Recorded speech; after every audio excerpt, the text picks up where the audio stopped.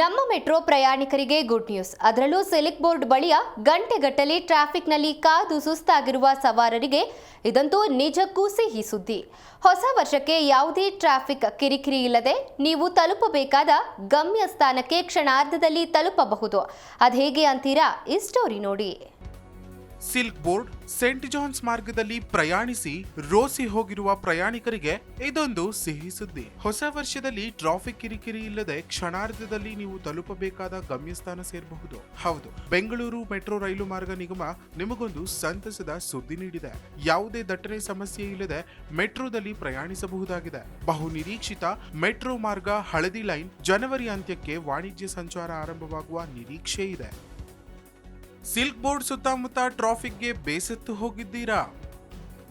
Yellow line metro ಸಂಚಾರಕ್ಕೆ ಸಿಕ್ತು green signal.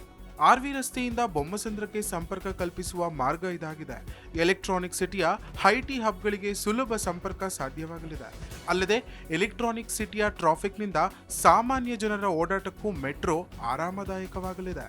ಈ ಮಾರ್ಗದ ಸಿವಿಲ್, ಎಲೆಕ್ಟ್ರಿಕಲ್, ಸಿಗ್ನಲಿಂಗ್ ಸೇರಿದಂತೆ ಎಲ್ಲಾ ಕೆಲಸಗಳು ಮುಕ್ತವಾಗುತ್ತವೆ. ಬೋಗಿಗಳ ಕೊರತೆಯಿಂದ ವಾಣಿಜ್ಯ ಸಂಚಾರ ಆರಂಭವಾಗಿಲ್ಲ.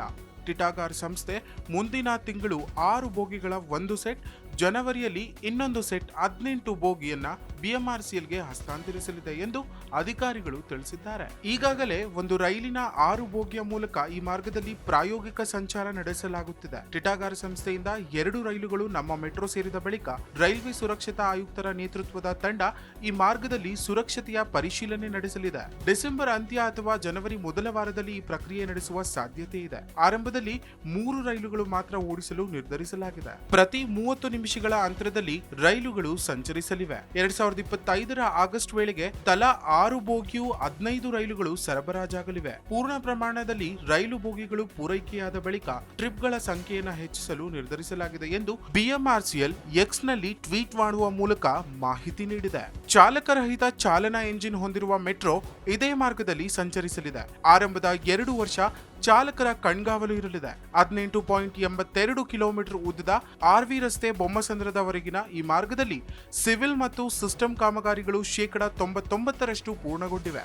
ಜೂನ್ನಿಂದ ಸುಮಾರು 3 ತಿಂಗಳು ವಿವಿಧ ತಂತ್ರಜ್ಞರು ಪರೀಕ್ಷೆ ನಡೆಸಿದ್ರು. ಚಾಲಕರಹಿತ ಎಂಜಿನ್ ಕೋಚ್ನಲ್ಲಿ ಸಂಚರಿಸಿ ಟ್ರಾಕ್ಷನ್ ಮತ್ತು ಬ್ರೇಕಿಂಗ್ ಪರೀಕ್ಷೆ ಮಾಡಿದ್ರು. ಬೊಮ್ಮಸಂದ್ರ, ಹೆಬ್ಬಗೋಡಿ, ಉಸ್ಕೂರು ರಸ್ತೆ, Infosys foundation Konappana Agrahara stop, Electronic City, Beratena Agrahara, ಹೊಸ ರಸ್ತೆ, Singasandra, Kudlu gate, Hongasandra, Bommanahalli, central silk board, BTM layout, Jayadeva ಆಸ್ಪತ್ರೆ, ರಾಗಿಗುಡ್ಡ, ಆರ್ವಿ ರಸ್ತೆ ನಿಲ್ದಾಣಗಳವರೆಗೆ ಪ್ರೋಟೋಟೈಪ್ ಕೋಚ್ ರೈಲು ಸಂಚರಿಸಿ ವಿವಿಧ ಪರೀಕ್ಷೆಗಳನ್ನು ನಡೆಸಿತ್ತು. ಈ ಪರೀಕ್ಷೆಗಳು ಯಶಸ್ವಿಯಾದ ಬಳಿಕ ಸೆಪ್ಟೆಂಬರ್ನಲ್ಲಿ ಸಂಶೋಧನಾ ವಿನ್ಯಾಸ ಮತ್ತು ಗುಣಮಟ್ಟ ಸಂಸ್ಥೆ ಪ್ರಾಯೋಗಿಕ ಸಂಚಾರದ ಮೂಲಕ ಪರೀಕ್ಷೆಗಳನ್ನು ಆರಂಭಿಸಿತ್ತು. ರೋಲಿಂಗ್ ಸ್ಟಾಕ್ ತಜ್ಞರು, ಹಳಿ ತಂತ್ರಜ್ಞರು, ಬ್ರೇಕ್ ತಂತ್ರಜ್ಞರು, ವಿವಿಧ ತಾಂತ್ರಿಕ ಪರಿಣಿತರ ತಂಡ ಈ ಪರೀಕ್ಷೆಗಳನ್ನು ಪೂರ್ಣಗೊಳಿಸಿದೆ. ಡಿಸೆಂಬರ್ನಲ್ಲಿ ರೈಲ್ವೆ ಸುರಕ್ಷತಾ ಆಯುಕ್ತರಿಂದ ಶಾಸನಬದ್ಧ ಪರೀಕ್ಷೆ ನಡೆಸಲು ಯೋಜಿಸಲಾಗಿದೆ. ಆಯುಕ್ತರು ತಪಾಸಣೆ ನಡೆಸಿದ ಬಳಿಕ ವಾಣಿಜ್ಯ ಸಂಚಾರಕ್ಕೆ ಅನುಮತಿ ನೀಡಲಿದ್ದಾರೆ. ಬಳಿಕ ರಾಜ್ಯ ಮತ್ತು ಕೇಂದ್ರ ಸರ್ಕಾರಗಳು ನಿಗದಿಪಡಿಸಿದ ದಿನ ಸಾರ್ವಜನಿಕ ಸಂಚಾರ ಆರಂಭಗೊಳ್ಳಲಿದೆ ಎಂದು ಬಿಎಂಆರ್ಸಿಎಲ್ ಅಧಿಕಾರಿಗಳು ತಿಳಿಸಿದ್ದಾರೆ.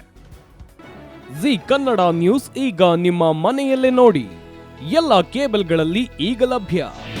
ನಿಮ್ಮ ನೆಚ್ಚಿನ ಜಿ ಕನ್ನಡ ನ್ಯೂಸ್ ಈಗ ಸನ್ ಡೈರೆಕ್ಟ್ ನಲ್ಲಿ number 292, Tata Play number 1664, Jio TV number 1334, NXT digital number 30, in cable number 30, city networks 51, U digital number 162, GTPL number 17, Rockline telecommunications number 42, Shri Basaveshwara cable number 168, rural cable network 60, Vinayaka digital 57, Abhishek cable 821, city channel 53, Siddeshwara cable network 57, ವಿ4 digital infotech 628, Surya digital networks 53, Gajanan digital number 836, Malnad infotech private limited number 56, Metrocast number 830, victory digital number 167ರಲ್ಲಿ ನೋಡಿ ಆನಂದಿಸಿ.